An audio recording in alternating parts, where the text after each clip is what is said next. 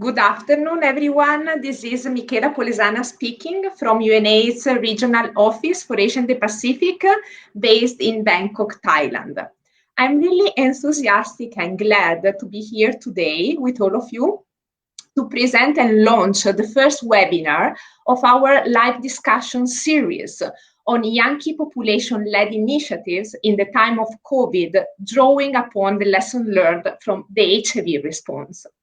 This activity is jointly organized by the Interagency Task Team on Yankee Population for Asia and the Pacific in collaboration with different partners, including UNAIDS, Youth Lead, APCASO, UNICEF, and UNDP.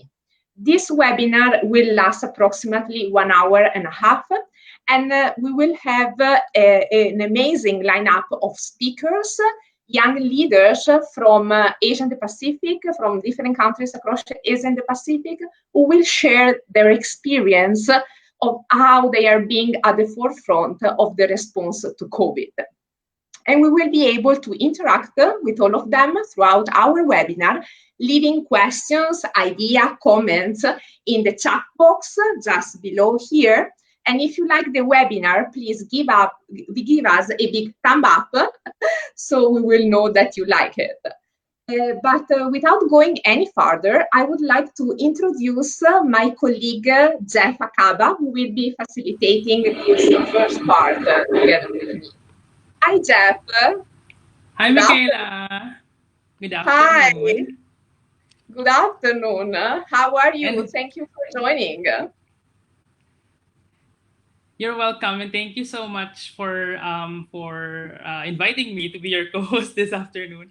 Hello, everybody who's joining this afternoon's conversations. My name is Jeffrey Acaba from APCASO, and together with Michaela from UNAIDS and also Hani, whom you will meet later on from UNDP, we are co-chairing the Interagency Task Team on Yankee populations this year of 2020.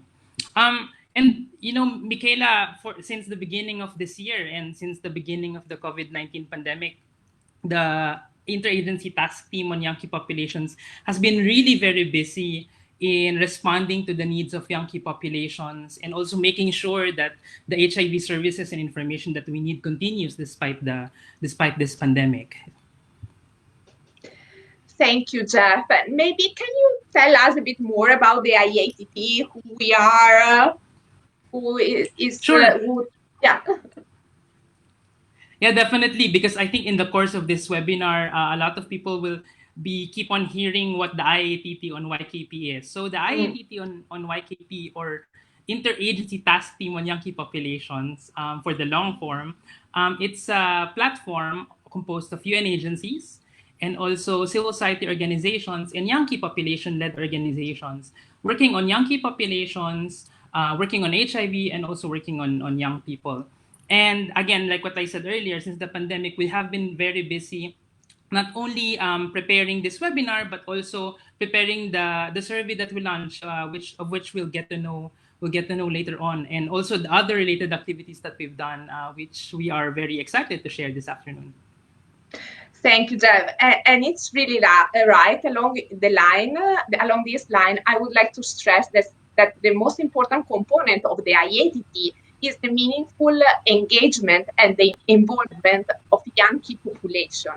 That has been key and fundamental for the HIV response. Make sure we sustain our gain and the progress that we have made so far. And now Yankee population have learned lessons from the HIV response, are using the same networks and mechanisms that they have created, and they are applying all this knowledge to the response to COVID, supporting their communities and their peers. And during this webinar, we will learn some amazing projects that they have done at the regional, but also at the country level. And actually, the webinar will be divided into two parts.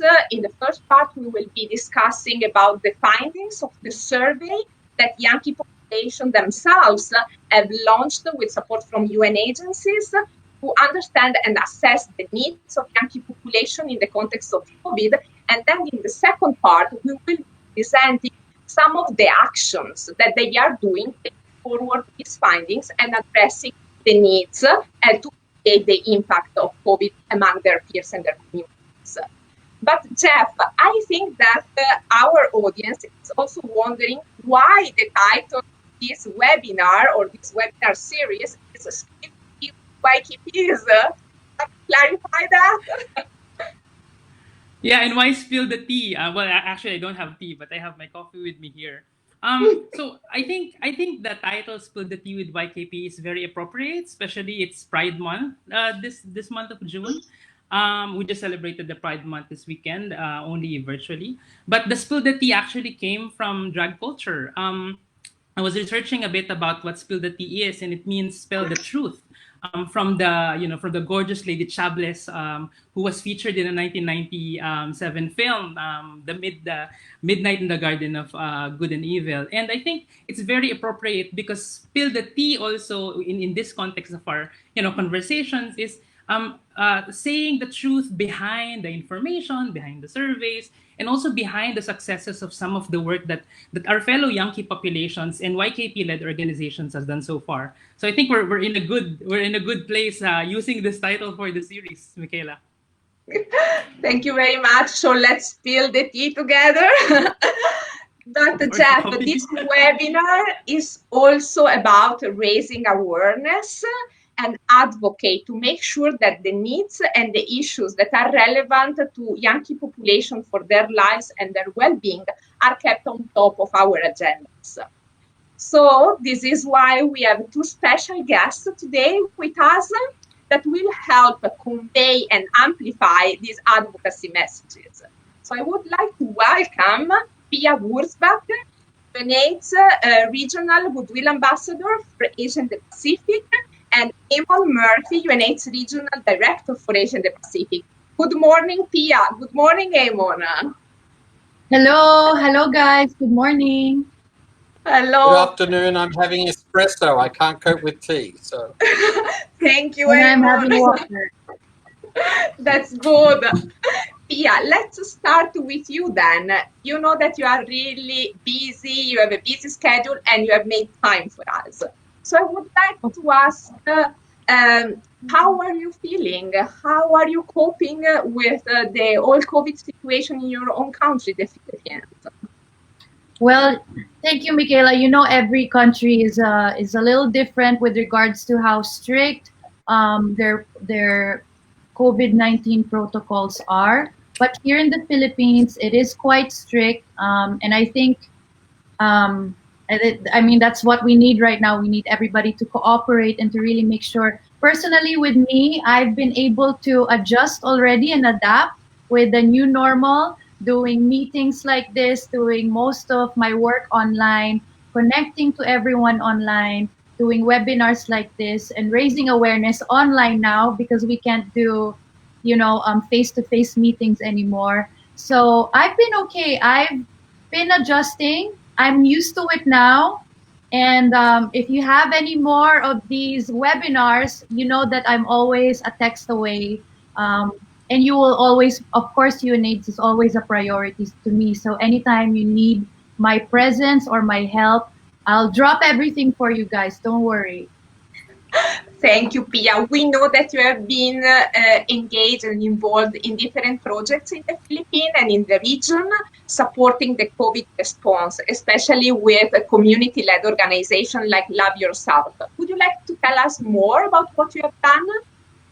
Yes, so I'm very happy to see that everybody's helping out. So many of the organizations that I work with Love Yourself here in the Philippines, with WWF that I'm working on recently also.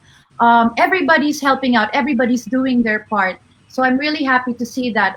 With Love Yourself, with them, I see that they're really trying to make sure that everybody's being taken care of, especially all their clients, because of the pandemic. Clients can't go to the clinics anymore to get the refills. So what they've been able to do is delivering the refills to their homes. So they've been very busy with that. In fact, I visited the Love Yourself office last week, and they were able to tell me, just give me an idea of how busy it is every day and how many deliveries they have to do. I really I admire them for all the hard work that they do, especially that most of the people who work at organizations like Love Yourself are volunteers. So they don't get anything. They do this out of the goodness of their hearts. So I'm really happy to know that they haven't forgotten about people living with HIV, and the help continues on. And even online, Michaela and Jeffrey and Eamonn, even online, we still continue talking to everybody, making sure that all their needs are being taken care of. And another trend that I noticed also, aside from HIV and AIDS, mental health is also something that we're talking about more and more nowadays. It affects everybody now, not just people living with HIV, but everyone. So we're all doing our part. I'm glad to see that the work continues, and that's been keeping us busy, all of us. Thank you very much, Pia, for those kind words, and for not only for being part of the HIV, but also in being proactive in participating in all the other issues that we're facing here in the Philippines. It's quite a very uncertain time, and you shining a light to us gives us hope, not only in the country here in the Philippines, but also in the region, or the universe rather. So thank you very much for that. Let's move on to Eamonn. Eamonn, it's great. It's great that Pia mentioned already mental health. A lot of young people who's probably also even tuning in this afternoon has been severely affected by the COVID-19 pandemic. What can you say as the regional director of UNAIDS to them, and also to the young people at heart as well, who might be hanging on to that thread and making sure that there's some light at the end of this COVID-19 pandemic? What can you tell them? Thanks very much, Jeff. And Pia, particularly, thank you very much for sharing the messages that you spread across the region, because you reach young people in a whole different way than the UN can. And I think that's really critical. And that's where, Jeff, coming to young people, we're seeing second wave epidemics in HIV amongst the young. The rising new infections, the Philippines is an obvious case, and other countries. So the young have to be at the heart of the conversation now and guiding the direction. So that's why this series of webinars is so important, and that they're driven by young people themselves. So it's a great honor to be asked to come and say some things at the beginning. But it's most important, as you said, mental health. Young are already affected by a whole series of social and health issues around either their gender identity, some of the issues that they're facing in their lives just by being very young, in economic uncertainty and other issues. When you play out discrimination that's rising in our countries across the region, these are increasing challenges. Now we top that with COVID, but and that has increased mental health issues for a whole range of people. People who have lost access to income, access to social interaction. I don't like this term social distancing. It's really physical distancing that we've got to maintain, and the social is critical to our lives as human beings. The young, even more so, possibly, than as we age a little. And so that's why it's so dynamic. When we look at the examples you're going to share today, and the many other examples that we've been sharing, the young are innovative. They're moving ahead of the old programs, and that's the really exciting thing. The example of Love Yourself was one, but there's Indonesia, you name the country across the region. Young people are out there creating space on COVID, sharing information, but also on HIV.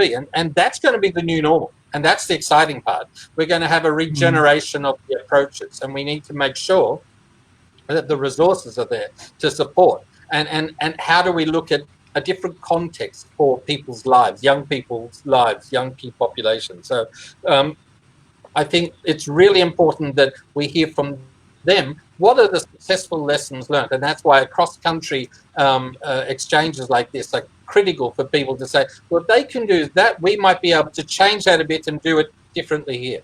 So congratulations to the team that's going to work together on that. And I was really excited to see some of the names of the speakers. So I'm looking forward to moving to the Facebook and listening in with my coffee.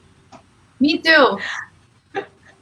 Thank you, Eamonn. Thank you, Pia. Eamonn, I really agree with you. Young people are really our innovators and they are leading the way forward. So let me thank again our special guest for staying with us today. And good luck for this speak round for what is coming up next. Thank you, Pia. Thank you, Eamonn. Thank you. Salamat, both. Pia. Thanks, Eamonn. Salamat po. Jeff, I would also to say goodbye to you as you will be coming back soon. And I would I'll like brew another cup of coffee. So exactly, and then come back. And now I would like to invite my colleague Chloe from UNICEF East Asia and the Pacific, who will be taking forward the webinar starting from the next part. It has been a pleasure to be with you today, and good luck and enjoy the webinar.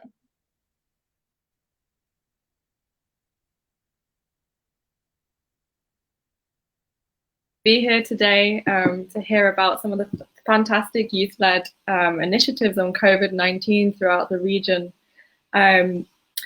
I'm Chloe and I'm a consultant at UNICEF, and I'm supporting Shirley, who unfortunately couldn't be here today as we had a few technical challenges. So I'm here on behalf of Shirley, but she passes on her greetings and good wishes from Botswana. She says hi. And so yeah, we'll get going. So in this session, we're excited to hear from our panelists about the young key population surveys that have been implemented in the region. As part of the collaborative response of the Interagency Task Team on young key populations to COVID, we launched a rapid survey to assess the information needs and challenges faced by young key populations and young people living with HIV across the region. Some of you may have already seen the blogs that were released over the past month or so, and we also have a few more in the pipeline. But today we're very pleased to have 3 panelists with us who are actually involved in the development of the survey and also the implementation in 2 different countries, so in Myanmar and Indonesia, and they are going to tell us a little bit more about the main findings from this survey. So it's a pleasure to introduce our panelists for this session. Our first panelist is Hani Leister from UNDP, Asia Pacific. Hi, Hani. Thank you for joining us today. Hi. Hey. And we have Dr. Min Tet Puo San from Myanmar Youth Stars. Hey, Min. Hi. Thank you for joining us today, Min. Thank you. And we also have with us Irene Audrey from Intermuda, Indonesia. Hi, Irene.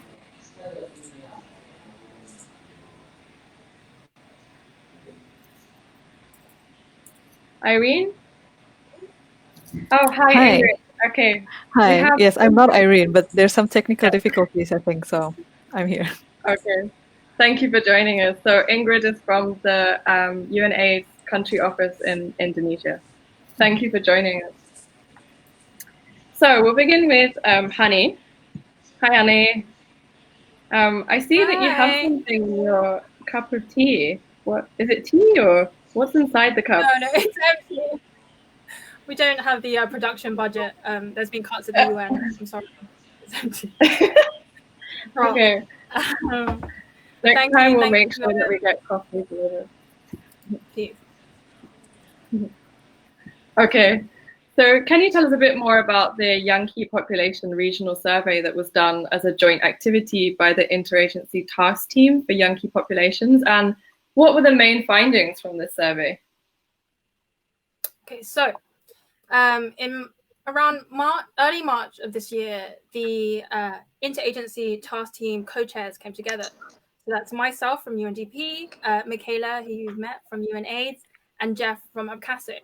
So we came together to really decide how do we best leverage the resources and technical expertise of the UN with the rich expertise and resources of YKPs and civil society groups within our task force. And so began our COVID task team. I mean, okay, so we've got our groups together. We have civil society, we have YKP, we have UN agencies. But how do we begin?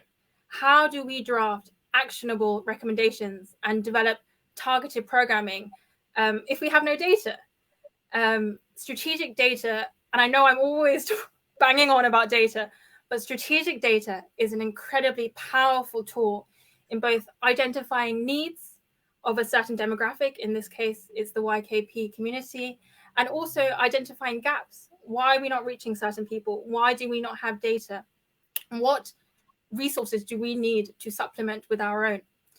And at the time, in around March, the needs of YKPs varied from country to country, as it still does. I mean, some countries were in full lockdown.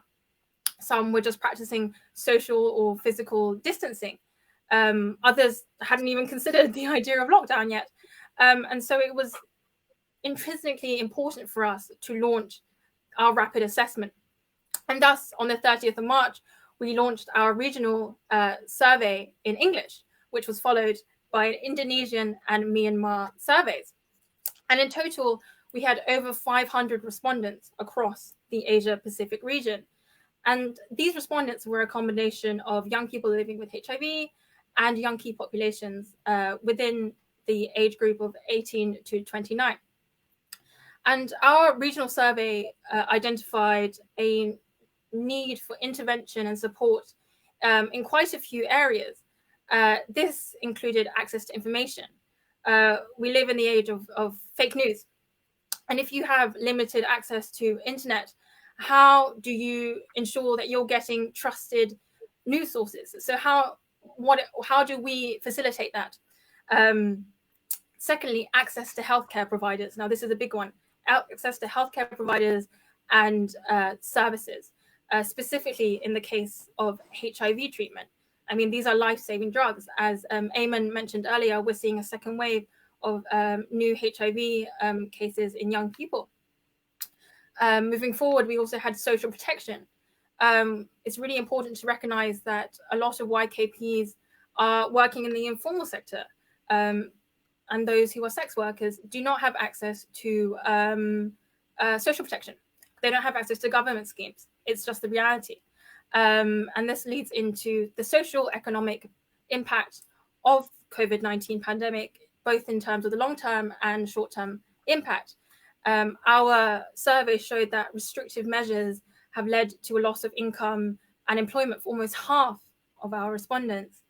And something that was highlighted, which we didn't at first anticipate, was well-being and mental health. And I think that this has come up quite a lot in conversations revolving around the impact of COVID-19. And from these strategic areas, we've seen that youth-led organizations have really come up with innovative ideas. So the survey not only helped us identify strategic areas and areas of support, but it also helped us identify a number of these innovative initiatives in the region, led by YKP for YKP. I mean, young people in the Asia-Pacific region and across the world, right, have shown an incredible resilience in the face of what has been, for most, the most devastating crisis in their lifetime. And they've used this as a real opportunity to re-strategize and develop solutions for their communities, which will have groundbreaking response and really positions them at almost the forefront of the COVID-19 recovery response. And my peer, Eddie from Youth Lead, will be delving into this in more detail, but this includes Youth Lead emergency COVID relief funds.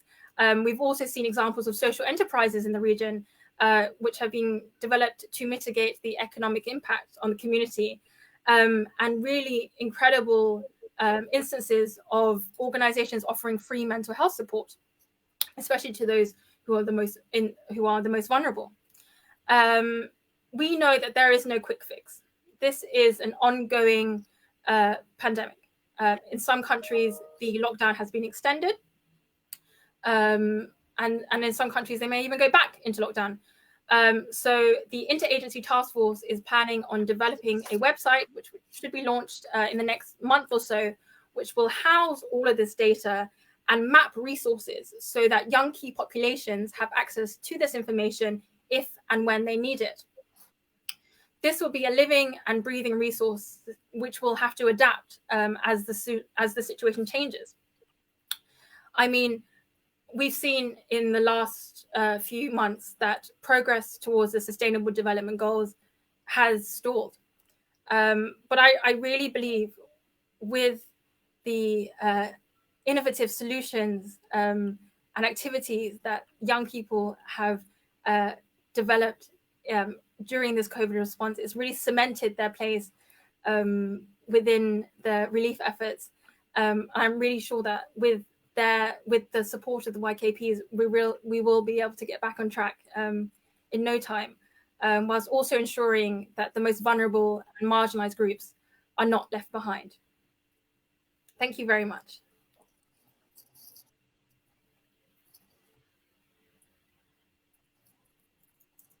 Thank you, Chloe.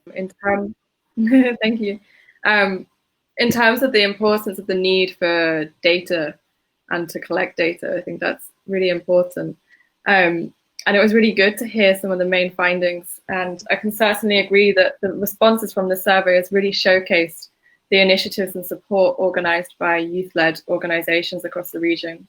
And it's been really inspirational to see so many young people at the forefront of this response that are supporting not only each other, but also their wider communities. So thank you.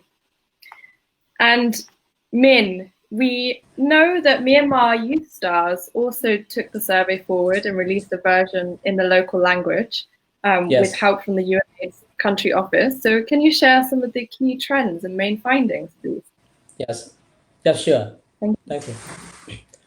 Yes, our assessment, we start from the 9th May to the 22 May. So it takes around 14 days. So we recruited 214 respondents, YKP, so including young PLHIV.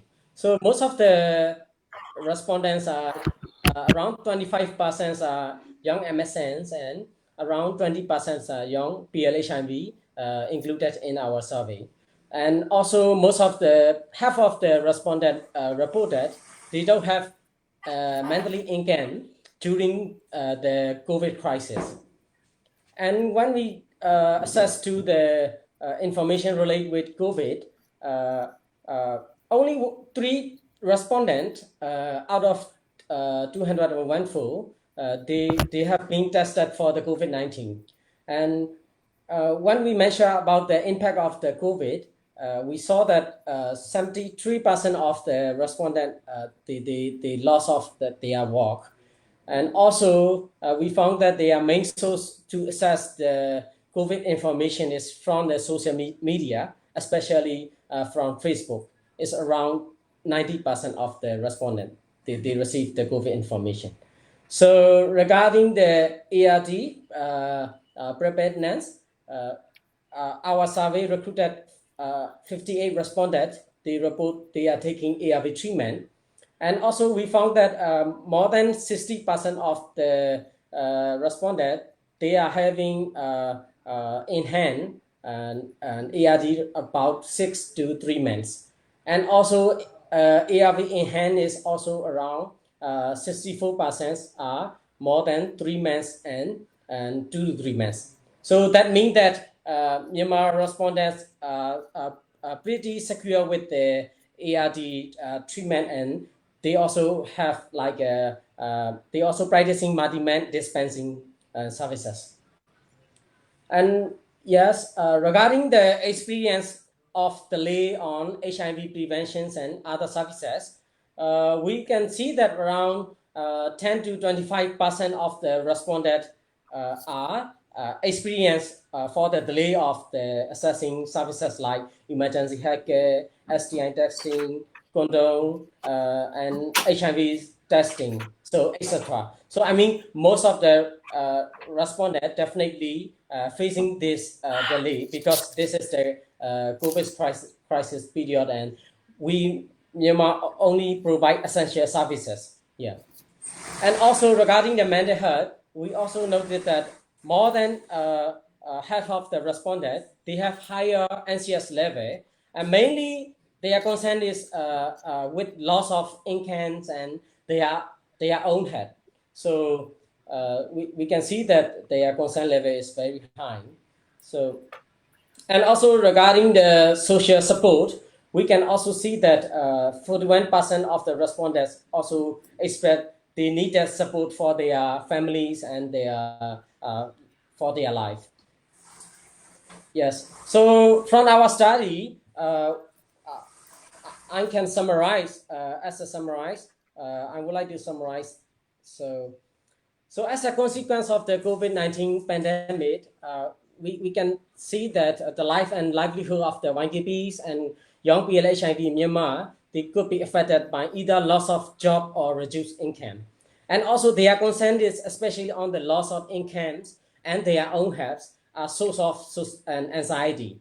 And majority of the respondents, they face delay in the HIV services and also other services. And we would like to highlight that this is very good from our assessment. We found that good ARD continuity among the respondents because of Myanmar government practicing multi-man dispensing practices, and also improvement in the social distancing measure in health facility and high coverage of the multi-man dispensing can overcome on the challenges expressed by the respondent. So this is the summary of my finding. And from our recommendations, we would like to recommend to provide the essential protective measures to the vulnerable population, to mobilize resources for financial and food support to YKP who have lost employment, and also in collaboration with other humanitarian aid sector, development partner and private sector to consider vulnerable population to prioritize, especially for young key population and young PLHIV, and also to create job opportunity tailored to post-pandemic phases for long-term measure as well. And another recommendation regarding to the access to health information, we would like to recommend to expand the explore the digital health solution to integrate in our existing services. So regarding the mental health, we also would like to recommend it's important to promote the awareness of the mental health awareness, because we Myanmar, our culturally is we don't think most of the we don't if a person face feeling mental health, it is not normal. So it is like a norms for us to suffer the mental health. That's why for Myanmar community, it's really important to promote the awareness of the mental health awareness through the online approach and to provide critical information and psychosocial support.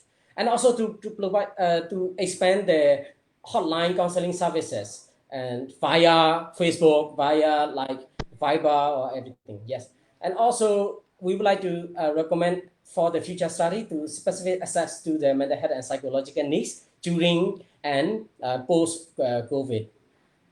For the way forward, as we are U-led organization, Myanmar Youth Star will present and advocate to the National HIV Rapid Response Team and also other UN agency like WHO and donors for this assessment findings. And also we will present and advocate to relevant technical working group and also to other sectors such as Department of Social Welfare. So thank you. Sorry if I'm taking time. Yeah, thank you.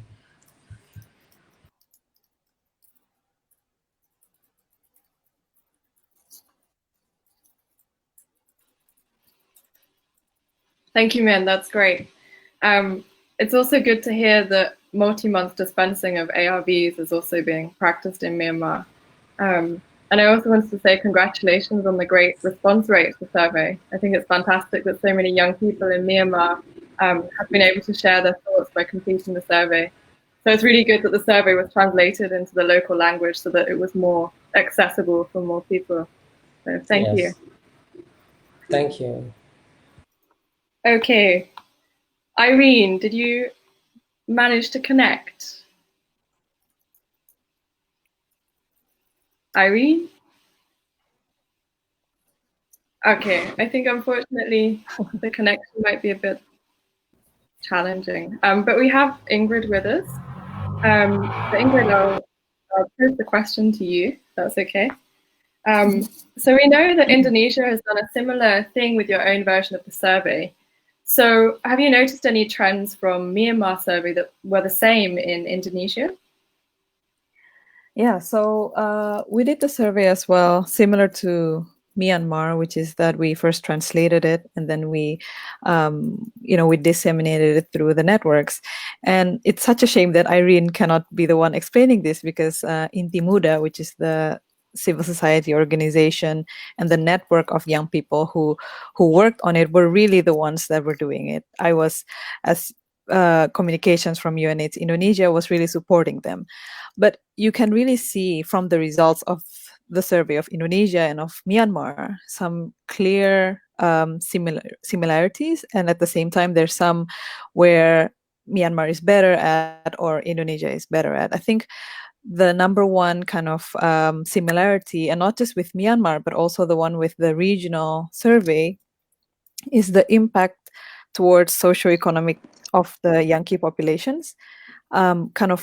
If I heard correctly as well, in Asia Pacific, it was there was a huge number of people who lost their jobs. Same in Indonesia, around 56% of the respondents lost their jobs or lost their source of income. And this is especially a very difficult time where it's not like if you lost your job, you could find one next week. Everyone's kind of in this very difficult time. And considering that we did this survey back in April, it's already almost July now. We don't know exactly if the situation has gotten worse or gotten better. So it's definitely something that we picked up on as something that we really needed to address urgently. And someone also mentioned earlier that it was good that I think Youth Lead also helped a lot with the social protection and with giving, people food packages and things like that. Irene and with Inti Muda were the ones that distributed the food packages and things to many young people across Indonesia. So it was good that we kind of that Inti Muda was able to respond to the needs quite quickly as well.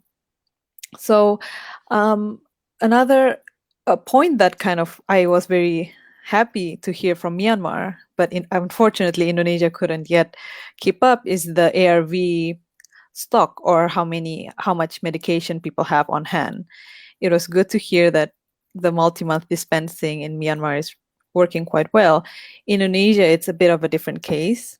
And we even kind of changed it a little bit in our survey, where we made the period of 1 month. So we just said, do you have more than 1 month stock, or less than 1 month? And we saw that 44% have less than 1 month. Of course, this was back in April, but 44% having less than 1 month is quite it was quite a concern for us. And it was actually not something that just affected Yankee populations or young people living with HIV, but also people living with HIV in Indonesia, regardless of their age.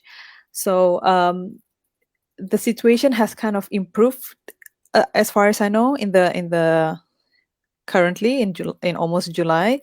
But definitely back then, it was definitely an issue that people just didn't have enough stock with them. And, of course, this meant that people would have to go to the health facilities. People would have to go to these clinics. And,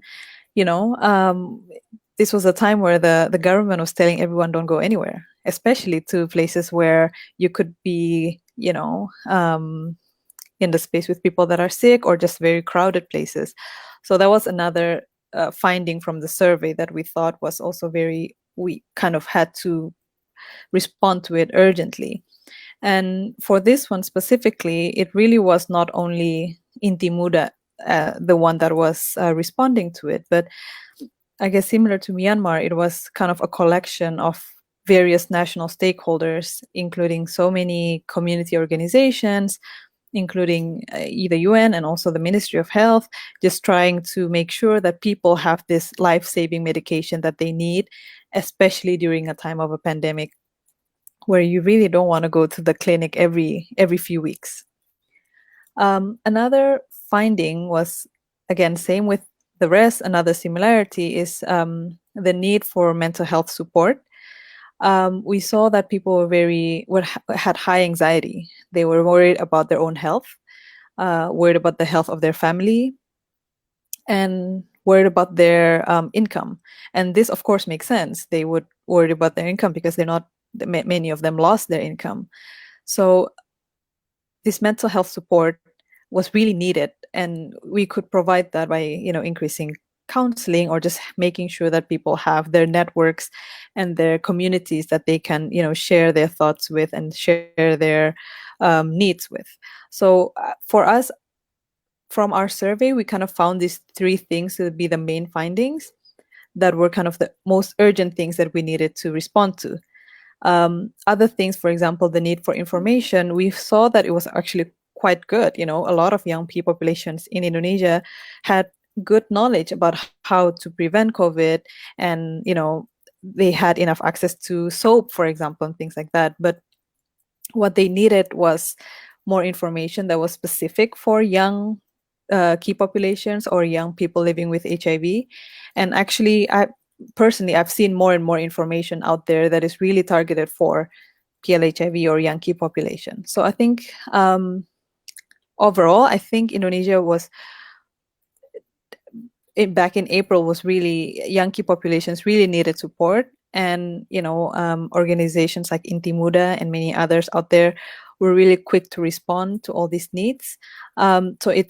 And with support from regional organizations like Youth Lead.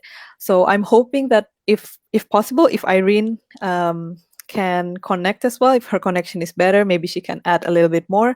But I think from me, that's about it. Thank you.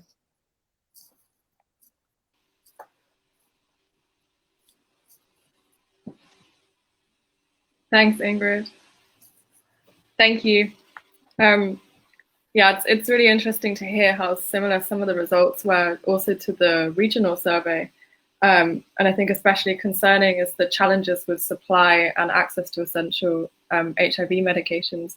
The fact that nearly half of respondents reported only having 1 month's supply or even less than that, I think this definitely highlights the importance of multi-month dispensing of ARVs. Yeah, thank you. Is Irene able to join us? I don't think no, I think she still couldn't connect. Okay, so we'll continue and see if she can come back a bit later on. So now I think it's time to hear from our audience who have sent in some questions for our panelists. So let's see if our control panel, okay. A question for Honey. How are UN agencies supporting young key populations during COVID-19? Over to you, Honey.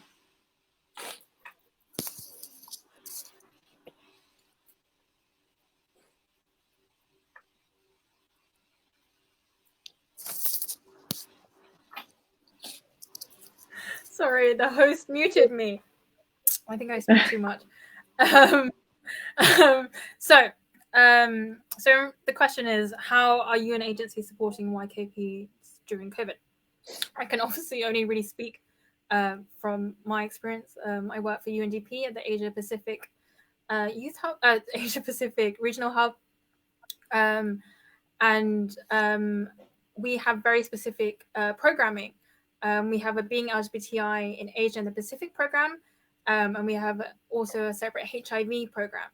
And so we have developed specific activities to support YKPs. In UNDP Thailand, this includes small grants for organizations working with sex workers. If we really break it down to our involvement with working with YKPs, it really is the IATT on YKP. I know that UN agencies and civil society groups have put an incredible amount of time into developing the resources that we're creating through the IATT, and also funding. And so the biggest kind of activity that I know of, where the UN agencies are really engaging with YKP and supporting them, is through the interagency task force, task team on YKPs, and everyone who's basically come to join us today. Yes, I hope that answers your question.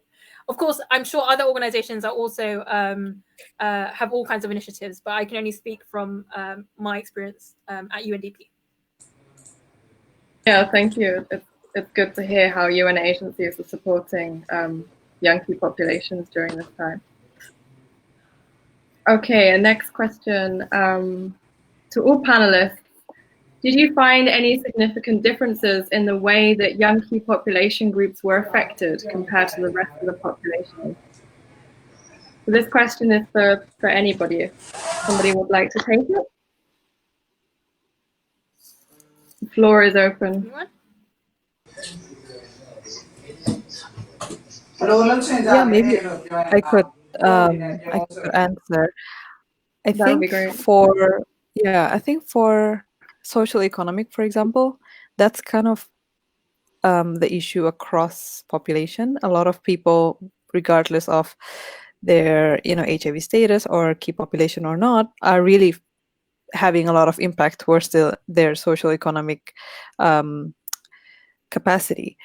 But I think it would be things like the ARV, the accessing, not just for people that are living with HIV, but people that are needing to access STI services or HIV testing.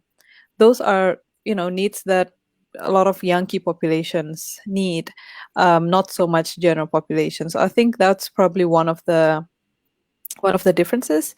And also, I'm just looking again at the results of the survey. One of the biggest anxieties of young key populations was stigma related to HIV. 41% said they were very anxious about having the stigma, which is something that they probably have outside of the pandemic, but maybe during the pandemic, it's kind of even more affecting them, perhaps.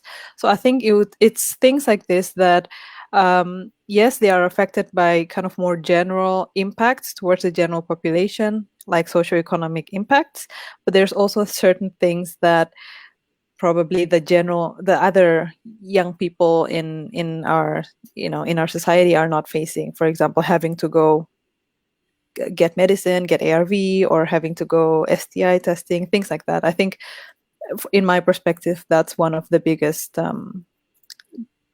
differences. Can I add to that?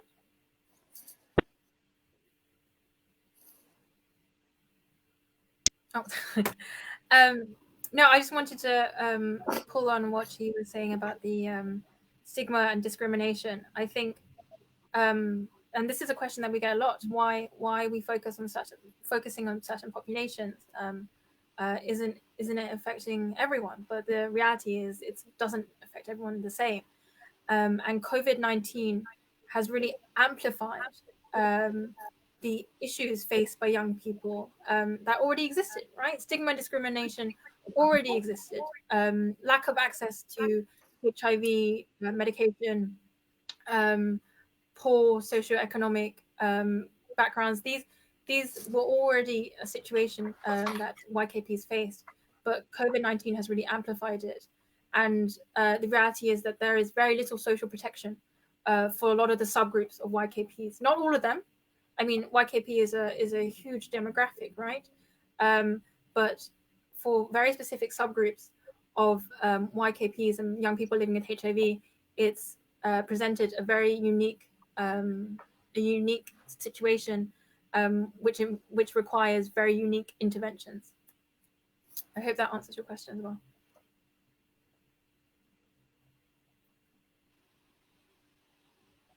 Thank you very much for your responses.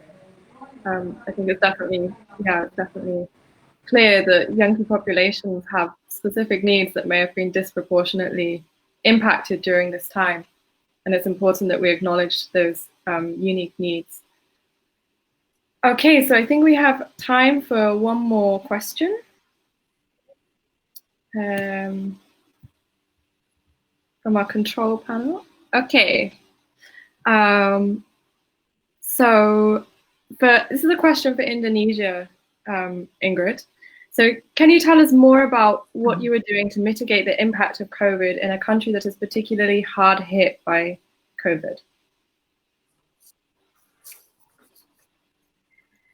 Yeah, I mean, the full question says that, you know, I'm really amazed at the resilience of young people. And I think that's definitely true. I think the resilience of the young people and the organizations and the communities that are helping them are really quite amazing. And I think that's the key to mitigating the impact of COVID. Of course, it's kind of a collaboration of, you know, you do it yourself. Personally, you also try to, you know, keep good distance, wash your hands, etc.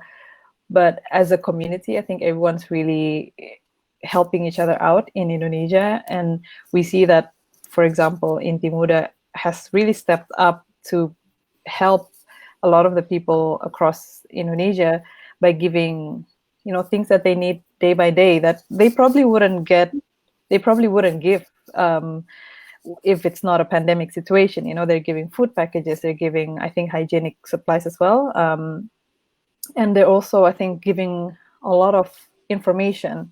Kind of, we probably have noticed by now that we have so many of these online webinars or online talks and things like that. And I think a lot of these organizations are also doing the same. Inti Muda has also kind of made a lot of, I think, videos and YouTube and talks like that. So I think that's helping the impact, at least towards the mental health. People that maybe are feeling alone or feeling very far away from their community can now suddenly have a closer feeling towards the community. So I think overall, what we're doing is that we're kind of leaning on each other as a community with people that, you know, we know have our backs, like these organizations. So I think that's one of the main efforts that we're doing. Thank you very much. Yeah, I think it's definitely hopeful that some of the interventions that have been implemented during this time of crisis can also continue after the virus. Okay, so I think that's all we have time for before we move on to our next session. So thank you very much to our panelists for spilling the tea with us.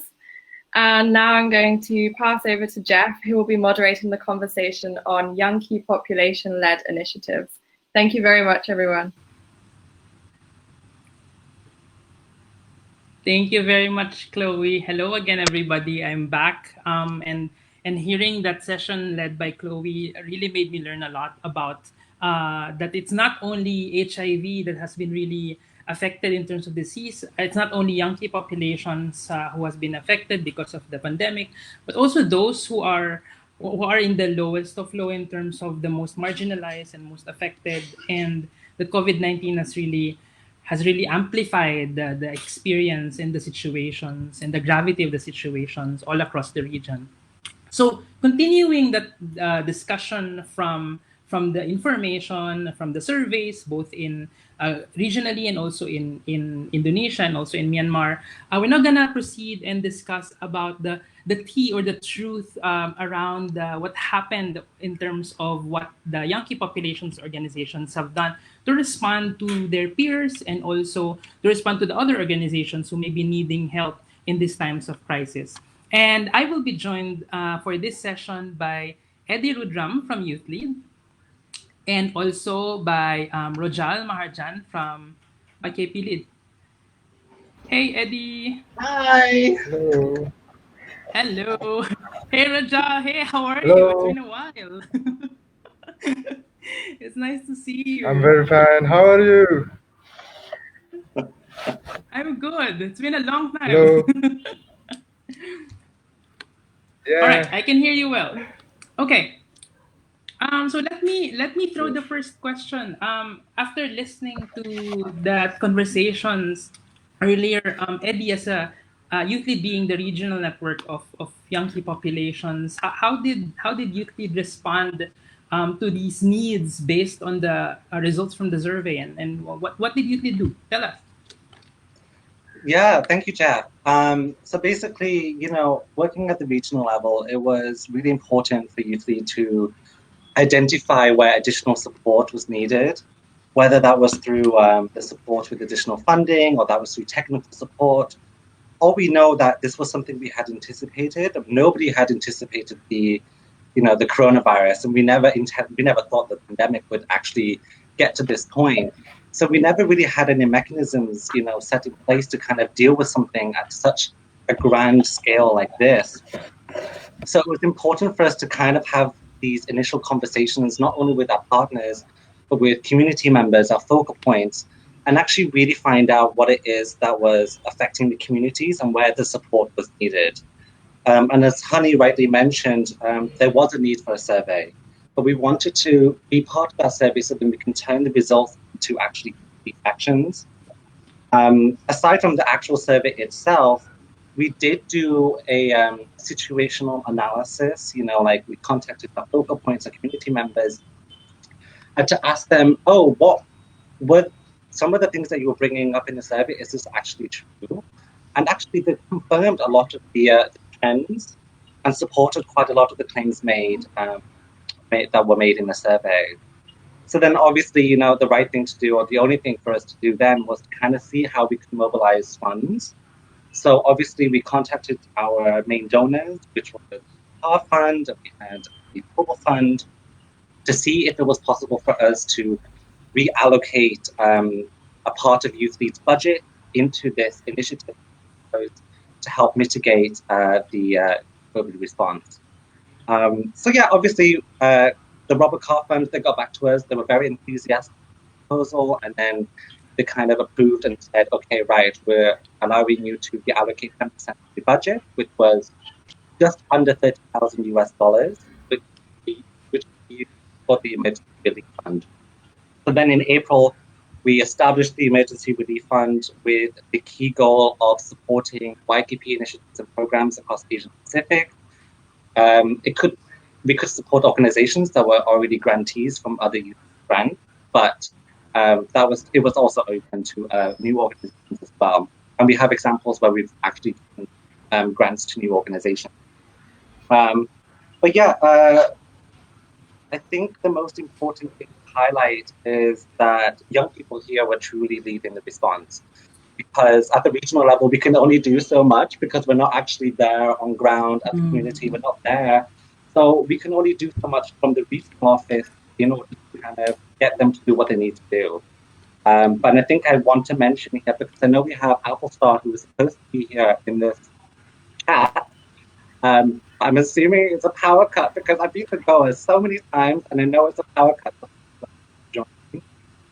I think, if anybody wanted to chat with her later on about the actual initiative that Human Touch Foundation has set up and tell me to put these funds out to them instead, because they're doing amazing work on the ground, and I wish you guys had the opportunity to kind of hear from them.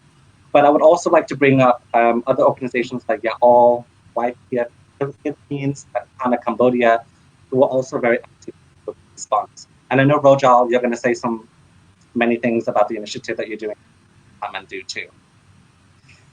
So yeah, the emergency fund was set up to support YKP initiatives and programs because we knew that we couldn't leave young people behind and young people who live behind during this crazy times.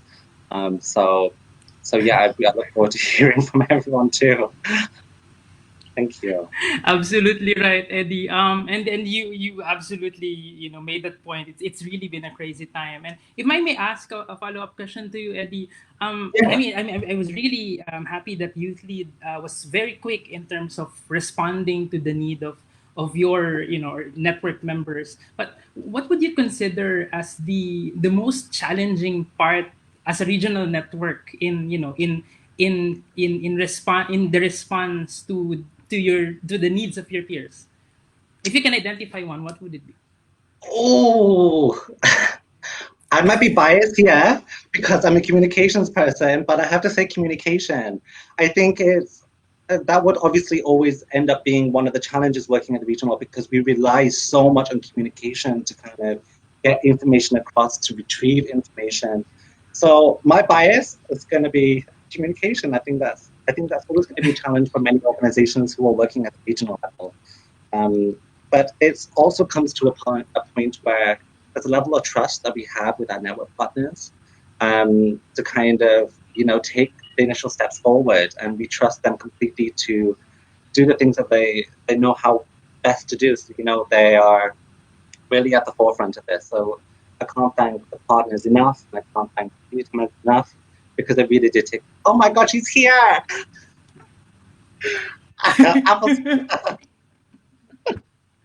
Hello, Applesta. So everybody who's tuning in, we're also going to be joined by Applesta from the Human Touch Foundation based in Goa in India. So hi, Applesta. Good afternoon to you. Hi, hello. I hope you can hear us well. Hello. Yes, am Okay, I audible? let's give some time for Applesta to set up. So just to continue. So Eddie, thank you for that response. It's. I mean, being part of a regional network as well, myself doing the communications, that's one of the difficulties, and how to make sure that we're very fast in translating some of this information. But we'll see. This is not a validation of what UNAIDS has done, but let's hear from both YKP lead in Nepal and also later with Applesta from the Human Touch Foundation in India. What have they done in terms of responding to their peers? Maybe if I can go first to Rajal. Rajal, I know that you're part of YKP Lead Nepal. It's been a long time since I last seen you. And your organization is a leading organization in Nepal, working with young people who use drugs, especially young women who use and inject drugs. How did you respond to the pandemic? Understanding that Nepal, correct me if I'm wrong, has had one of the strictest restrictions during the COVID-19 pandemic when it started. So, how did YKP Lead Nepal responded to that? Yeah, so after the country had a nationwide lockdown, we had very limited services for drugs, especially. The services was provided only for the ARV, but not for the harm reduction services, and OSTs were very limited. So we wrote a work plan for youth lead that we need to control young people for neurosyringe exchange program, and we have to provide them syringes because it was a very vulnerable time, and vulnerable people were on the street who were using drugs. So we approached to youth lead that we need to distribute some syringes, and we need to provide some OSTs to home delivery, and for the female, so we provided them with syringes and some foods for the homeless children and all. Yeah.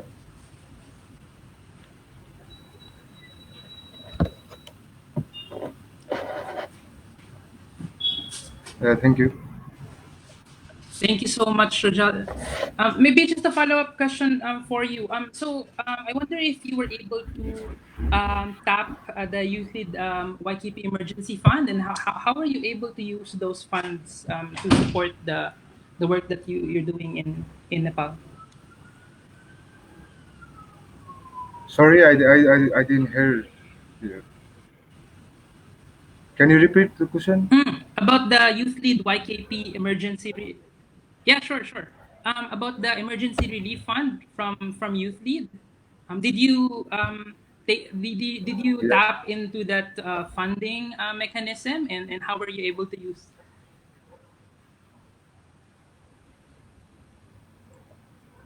Yeah, at first we had we mobilize how the services are working and how drug users are doing. So we mobilized it, and we had a talk with Euclid that we need everything that we needed right here. So the lockdown have affected the street children and street drug users. So it was completely locked down, and it was restricted to move for the movement. So we just mobilize it. How should we do it, and how should we do for the services? So we voluntarily be a part of services, and we provided some uh, uh, commodities for the street drug users, like syringes and some OSTs like methadone and brunofin.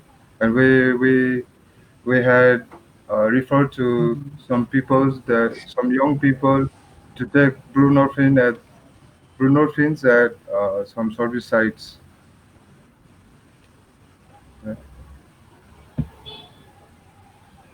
Thank you.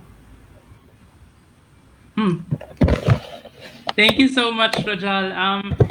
That's really amazing work, and this really is a good example of how Youth Leaders Regional Network and YKP Lead, based in Nepal, has really have taken advantage of this partnership to immediately respond to amidst the COVID-19 pandemic. So thank you for that. Let's now head to Applesta. Applesta, hello there.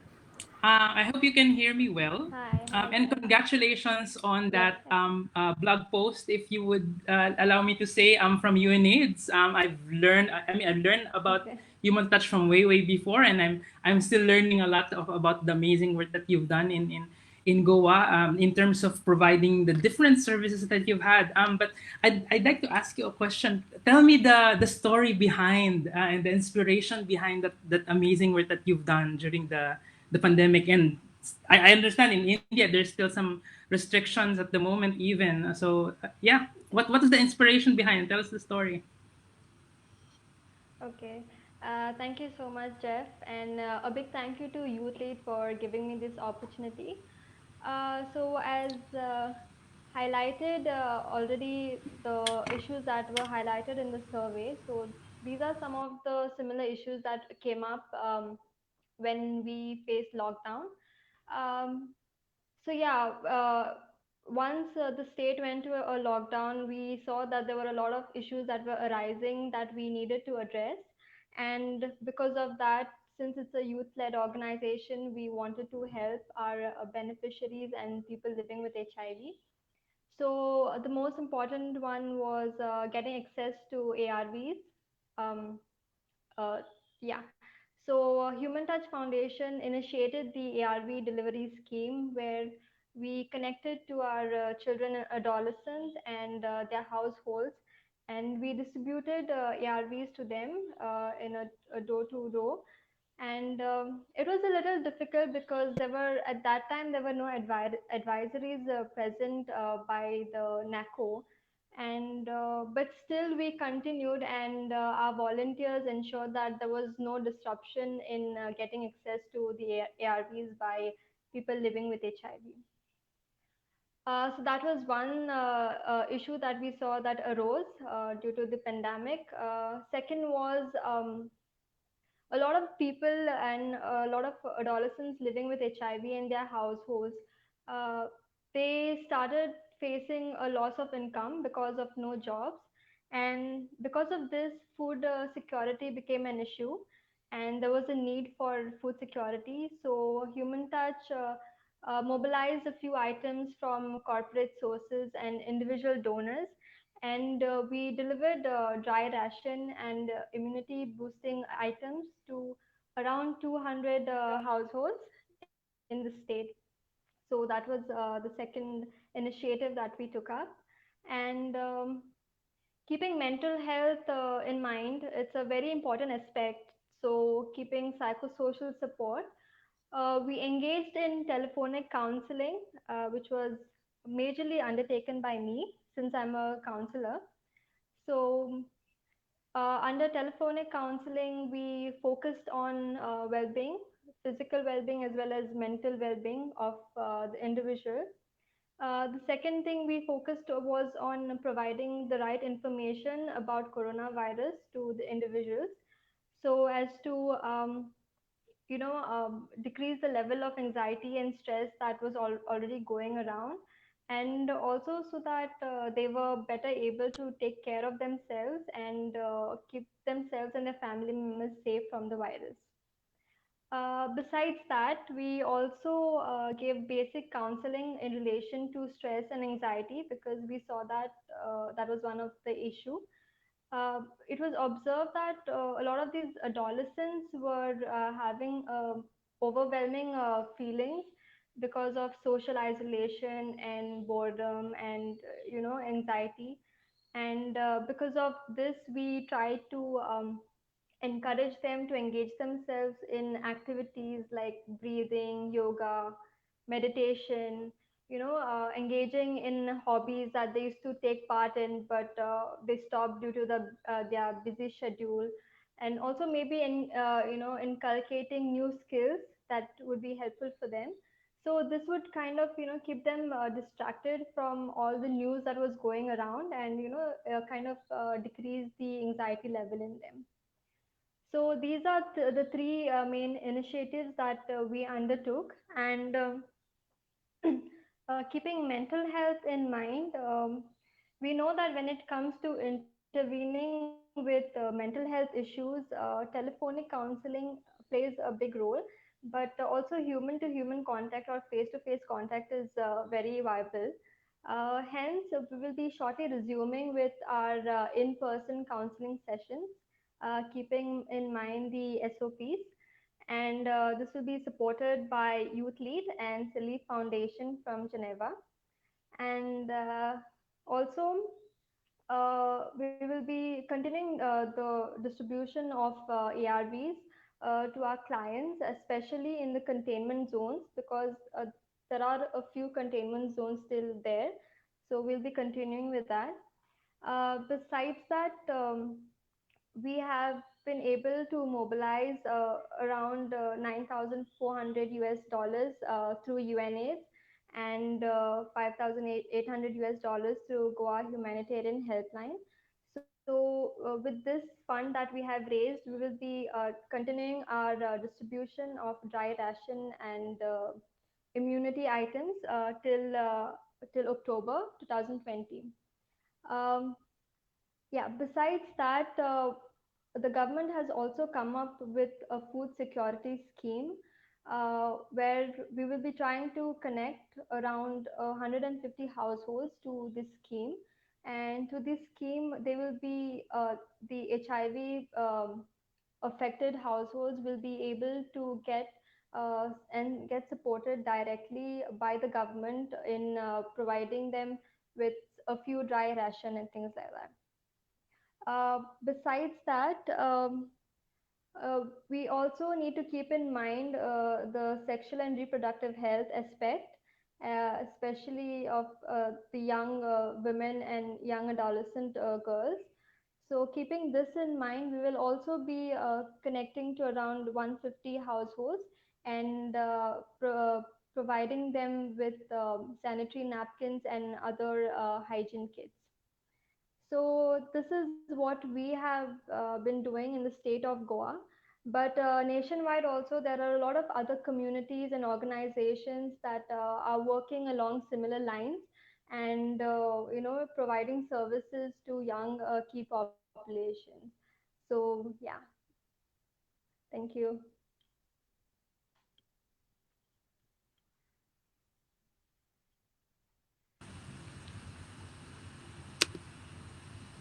That's really amazing, Applesta. Thank you so much for sharing that very comprehensive response that you did in Goa. At this Thank you. point, I do have some questions actually, but I think what you shared to us, for me, is something that should be replicated not only in India but also across the region as well. From HIV services to psychosocial support even in making sure that the time within the lockdowns has been utilized to learn new skills as well, especially among children living with HIV. So thank you so much for that. At this point, we'll check if we have questions on our Facebook Live. And okay, I'm seeing them now. So let me read this through. From Being LGBT in Asia, do you have any examples of how youth-led organizations have effectively engaged or partnered with other civil society groups, those focused on indigenous persons, LGBTI issues, women's rights, people with disability, etc., during the COVID-19 response? So, anyone? Who among you would like to start? Actually, that's a very hard question. Eddie?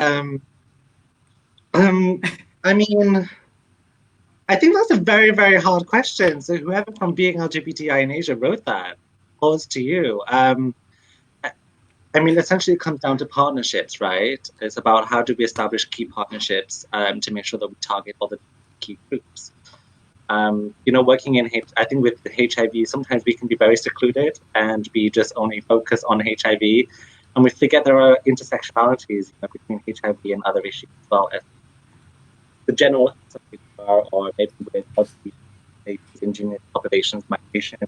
So I think it is incredibly important to establish these partnerships. But I can't think of any specific examples. So for example, like with WIPE, maybe WIPE stage. So with WIPE here, with COVID, they're working with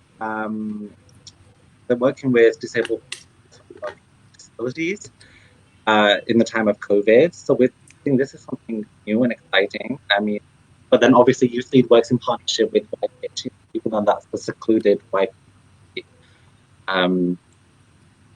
Actually, it is hard. It's very hard.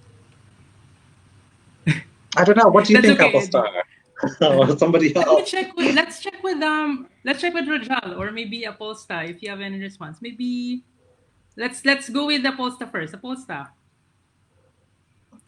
Yeah, actually, I would agree with Eddie. It's a difficult question, and I don't really think I have an answer to that.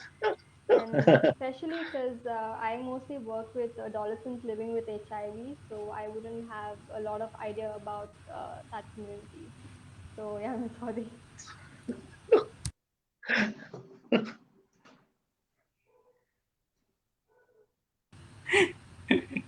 Thank you so much, Applesta. Sorry if you see that I'm muting myself because I can't hear Applesta. So what I'm doing is I'm tuned on my on the Facebook page on my iPhone, and I'm listening to her on that one. So this is like the acme of the technological support that I'm doing at the moment. Okay, Rajal, maybe do you have something to share from your end? Has YKP led reached out to or other organizations outside of HIV?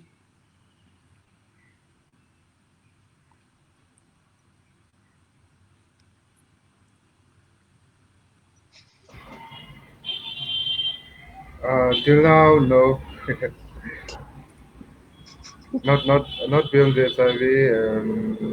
Yes, but we had coordination with national networks of drug users and national network of women drug users. Yes, but not okay. Not SIVs. I see. Okay, that's fine. But I think women's organizations it's also a good step forward in reaching out to organizations outside of HIV.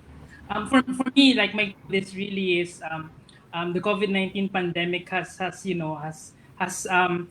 presented a challenge on how we can materialize the Sustainable Development Goals, because it's an interaction of different goals, right? So it's not only about HIV anymore, but how do you make sure that as people affected and living with HIV and key populations are living away from HIV and because of treatment, that they don't die of COVID-19. So very important. I think we have time for one more, maybe just one quick question from Shirley. So from Shirley, hey Shirley, what are some lessons, strategies you would like to share with us moving forward? Okay, I think that's a good final question from Shirley. So, any strategies or lessons moving forward? Let's start with maybe Applesta first, and then Rojal, and then I'll end with you, Eddie. So, Applesta, anything you'd like to share? How do we move forward from here? Yeah, so moving forward from here, I think we just need to adjust to what has already been happening, and kind of adjust to the new normal, and continue our services as and when required to the key population and the marginalized population. Um, I think, sorry, going back to your previous question, I think there is an organization which is the YAOL, and it is based in the northeast India, and they have been doing a good job when it comes to providing services to the LGBTIQ community. So yeah, that is. So I think if you go onto their page, there would be some material that would be available that would help anyone who wants to work with this community. Yeah. So sorry. And coming back to the current question, yeah. So I think continuing our efforts in helping the marginalized population is very essential. And as and when the needs arise, we need to be innovative and try to help them. And I think mental health is something that really needs to be taken into consideration, because that is very important. It's very important. Along with your physical health, there has to be a balance with your mental health. So I think emphasizing also on your mental health is something that we need to look into.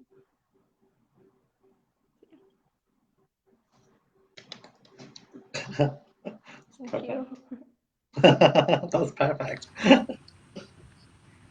Thank you so much, Applesta. Rojal, how about you? How do we? Applesta mentioned about the new normal. I think this is gonna be the theme for the next coming months. So how would YKP Lead move forward to the new normal? What would be the key lesson based on your experience?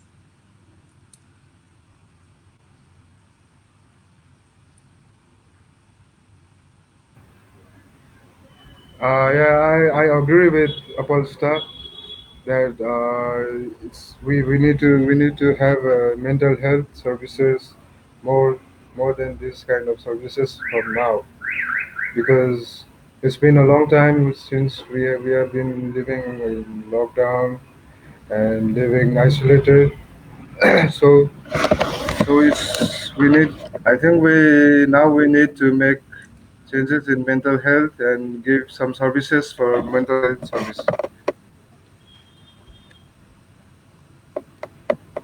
Yeah. Thank you so much, Rojal. Yeah, I think the I think we should move. Mental health services is really yeah. Thank you so much. Okay, last but not the least, Eddie, in 1 minute. Great. How will Youth Lead take this forward? I think we need to find ways to adapt, like Applesta rightly said, the new normal. We have to get used to this kind of new environment for all of us, and how we operate, how we work. But it's to also broaden our horizons a little bit, and not to be narrow-minded and be secluded within our little bubble. Because I think sometimes we get too enwrapped in the issues that we're already working on, and we forget to expand our horizons, and we're not touching base on issues like mental health. And I think this is important. It's important for us to keep an open-minded when we're going through this change and we're experiencing the new normal. So I think moving forward, we need to make sure that we keep our partners close, establish the key collaborations, and then just walk hand in hand, drink coffee together. I don't know. Yeah. Thank you so much, Eddie. And this, I mean, at this time of the crisis, we can really see not only the innovation that Yankee populations has put forward to respond, but also the partnership with nations and also other technical partners and even the government to make sure that we have standards in how to make sure that this new normal is the new normal for us, where we can best benefit from, and not the new normal where we are being left behind. So with that, thank you so much, Eddie. Thank you, Rajal, and thank you, Applesta. It's nice to see you online. Hopefully, I can see you in person very soon. But for now, thank you so much for sharing, and I'll see you soon. So at this point, well, we've reached the end of this conversations of spilling the tea with YKP. But to help us close this afternoon, may I call on Justine Bayanat from the Youth Voices Count to help me wrap this up. So Justine, glad that you're here.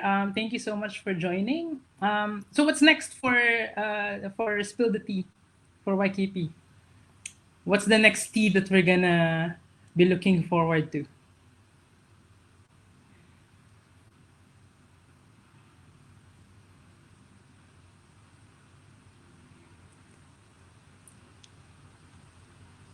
Hey, Justine. I think we're losing Justine at the moment. Okay. If is Michaela still there?